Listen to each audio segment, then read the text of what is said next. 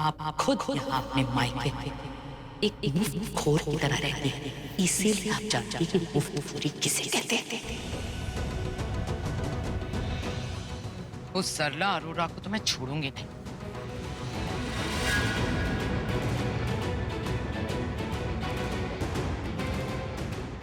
ए लड़की, रुक।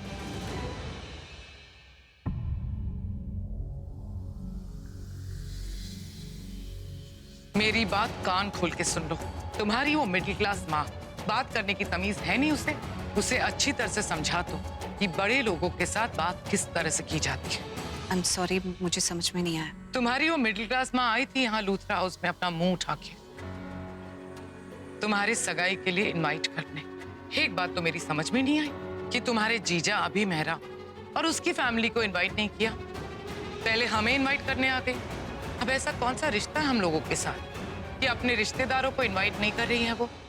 बस मैंने ये सवाल पूछ लिया तुम्हारी उस मिडिल क्लास माँ से, उसने तो अपने रंग ही बदल दिए, या ऐसा कह सकते हैं कि अपने असली तेवर दिखाए उसने। कितनी बदतमीजी से बात की उसने मेरे साथ। मेरी तरफ से अपनी माँ को वार्न कर देना कि हम जैसे ऊंचे लोगों के साथ इस तरह से बात नहीं की जाती। वैसे भी तुम जैसे मिडिल क्लास लोगों की आदत होती है हम जैसे ऊंचे लोगों की जी हुजूरी करना। तुम्हारी माँ ने अगली बार इस तरह से बात की ना तो मैं बर्दाश्त नहीं करूंगी। समझा देना अपनी माँ को, वरना। मेरी माँ खुद बहुत समझदार है, उन्हें आपको या मुझे कुछ भी समझाने की कोई जरूरत नहीं है। हाँ, अगर यहाँ मुझे किसी में समझ की कमी नजर आ रही है तो वो आप है करीना जी।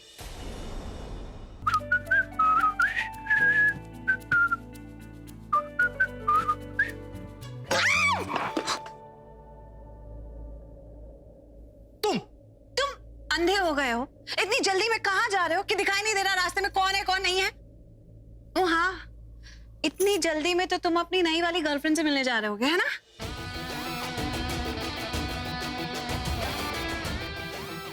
ऐसे क्या देख रहे हो? जैसे मैंने जो कुछ कहा तुम्हारे कुछ पल्ले नहीं पड़ा।